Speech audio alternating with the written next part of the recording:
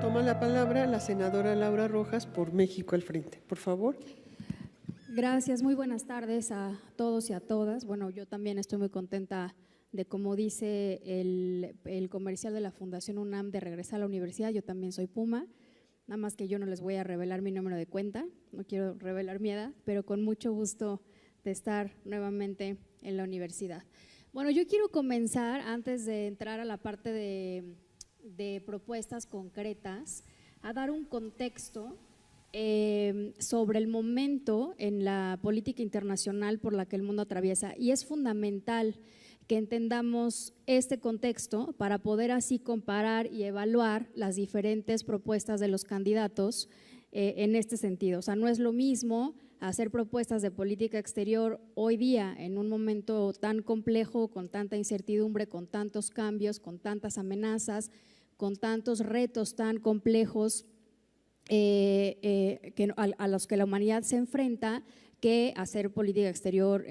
que haber hecho política exterior en los 70s, en los 80s, en los 90s. Entonces es súper importante entender en dónde estamos parados. Entonces voy a leer 3 párrafos nada más de contexto.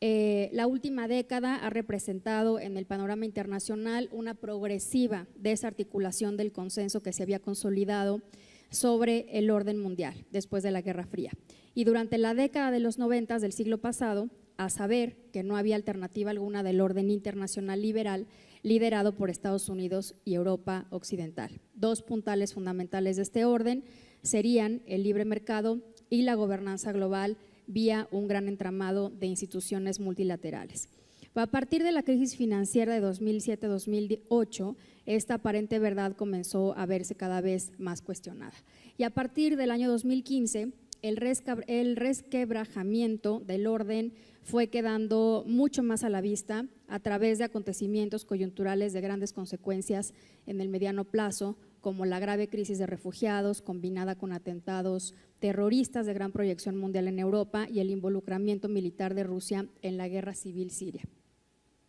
El año siguiente, 2016, fue más dramático aún gracias al triunfo del Brexit en el referendo británico sobre la permanencia de ese país en la Unión Europea y el triunfo de Donald Trump en la elección presidencial estadounidense de ese año. En ambos casos se trató del ascenso y consolidación de fuerzas abiertamente opuestas a estos referidos pilares del orden internacional, o sea, el libre mercado y la gobernanza internacional mediante instituciones multilaterales. Por supuesto, el caso estadounidense es de particular importancia, como ya se ha comentado aquí por los colegas de los otros partidos, para México, no solo por nuestra vecindad, sino por la naturaleza de potencia hegemónica global que detenta a ese país detentaba, ya no sé, desde el final de la Guerra Fría. Y es que el hecho de que un candidato como Donald Trump, opositor a los principios que han cimentado el orden internacional tutelado antes por Estados Unidos, ese hecho que se haya convertido en su líder ha provocado una especie de abdicación por parte de Estados Unidos a sus responsabilidades autoasumidas como garante de la estabilidad del orden internacional y como impulsor que fue durante muchas décadas del desarrollo, del fortalecimiento de la democracia, del impulso a los derechos humanos, etcétera. Y esto, por supuesto, ha generado, o sea, este vacío de Estados Unidos en la escena internacional, pues ha generado que estos vacíos de poder los estén ocupando otros países como Rusia, como China, etcétera. Entonces estamos viendo pues una reconfiguración del poder internacional al mismo tiempo que, como nunca antes, la humanidad se está enfrentando a retos muy complejos, como nunca antes, insisto, como el cambio climático, por supuesto, que coincidimos que es el reto más complejo al que nos estamos enfrentando, pero también otros retos como el tema de la ciberseguridad, el tema de las armas autónomas, el tema de la gobernanza de Internet, el tema de la resistencia bacteriana, son problemas y son retos que están avanzando mucho más rápido que la capacidad de respuesta de las instituciones, por supuesto nacionales y también multilaterales. Entonces, este es el contexto en el que, desde el punto de vista de nuestra coalición, nuestro país se está enfrentando, y es el contexto en el que, desde nuestro punto de vista,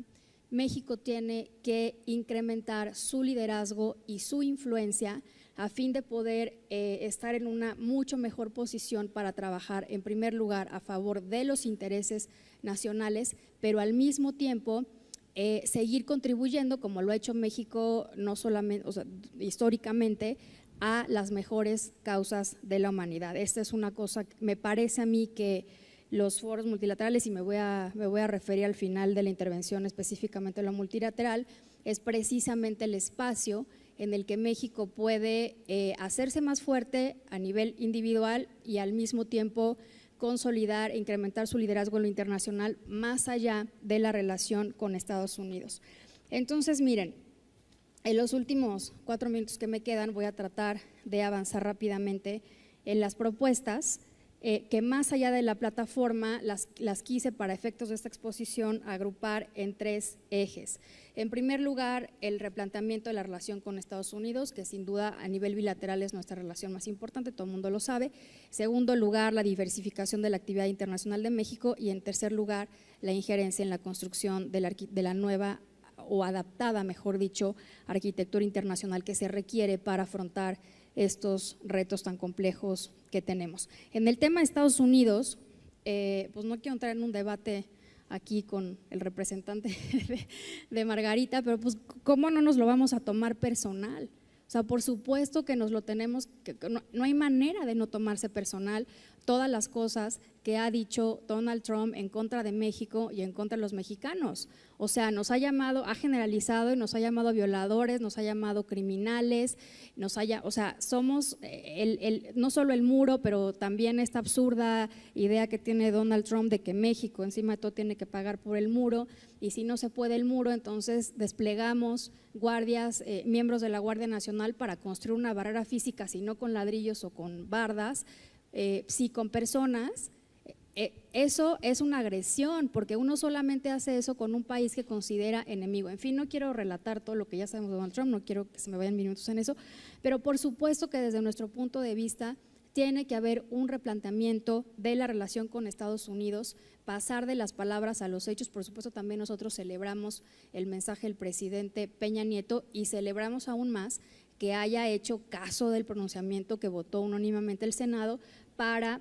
solicitar a su gabinete que evalúe los programas de cooperación con Estados Unidos. Eso no quiere decir que vamos a ser irresponsables, que vamos a dejar de hacer lo que tenemos que hacer en contra del interés de México, pero sí hay que apretar, y hay programas de cooperación que sí podríamos dejar de hacer para apretar y para forzar un cambio en la forma en la que hasta el momento Donald Trump se ha conducido hacia México y hacia los mexicanos, porque si eso no sucede, entonces no hay manera de que la relación, que de por sí ya es asimétrica, siempre ha sido asimétrica, pues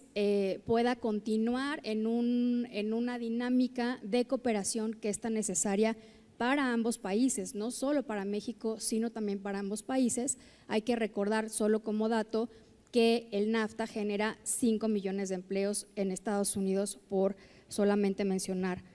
este dato. Como ejemplo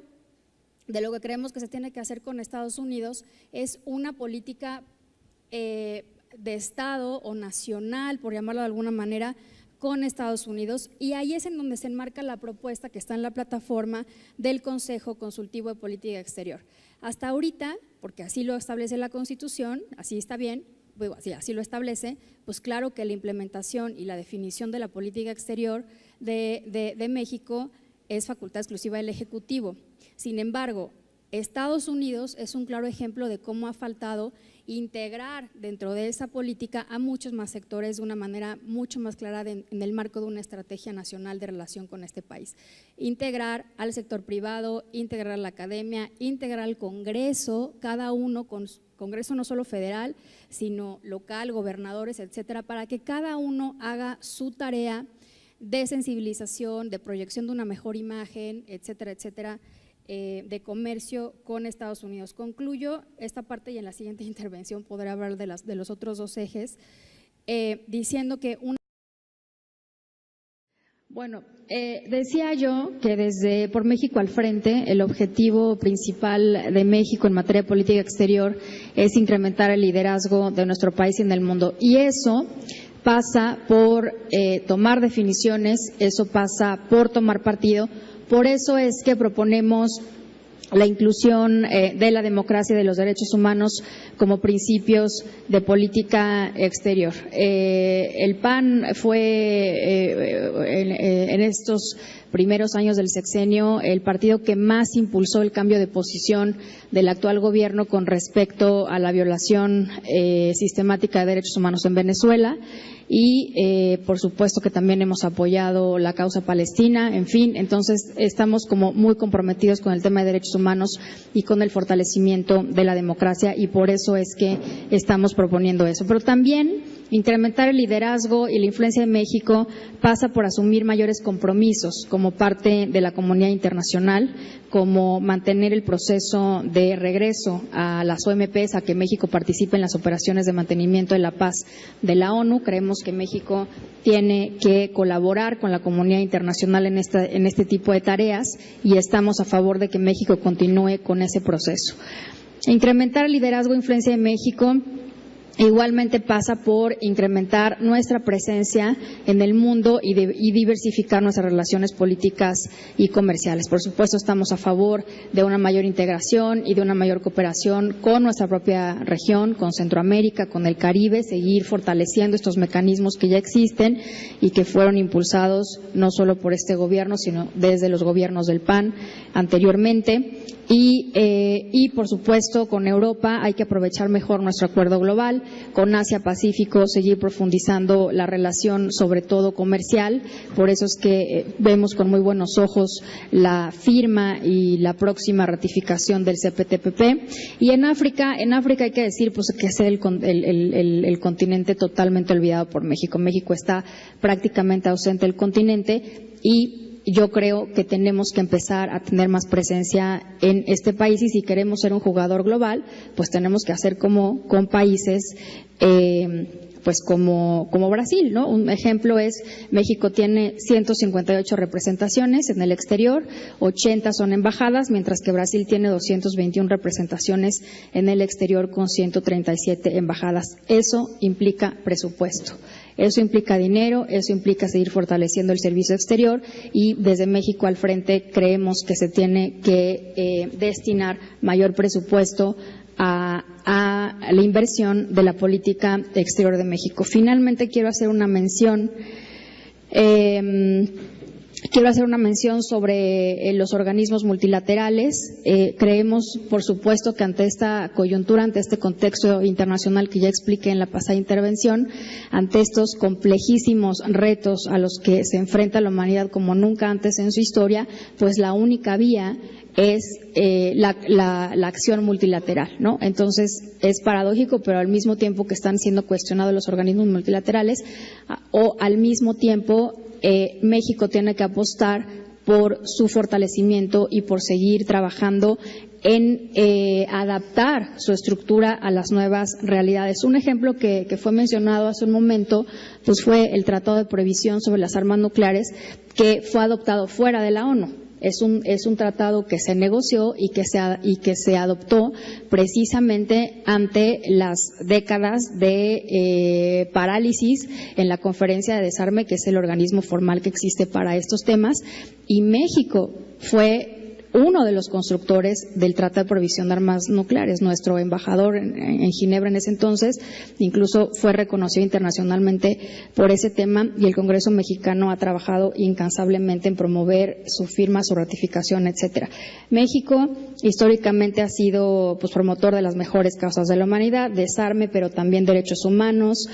Fuimos constructores del actual Consejo de Derechos Humanos, cambio climático, género, drogas, etcétera. Entonces, nuestra apuesta en el frente es seguir trabajando desde lo multilateral mucho más fuertemente que ahora, o de acuerdo a la tradición histórica de México. Quiero concluir diciendo que sí coincidimos en esta parte con con Morena y con la coalición de ellos, en que es fundamental la vinculación entre política exterior y política exterior. Nada más que la diferencia es que nosotros no creemos que nos tenemos que esperar a tener resueltos todos los problemas del país para trabajar afuera. Lo tenemos que hacer al mismo tiempo porque es lo que exigen los tiempos. Muchas gracias.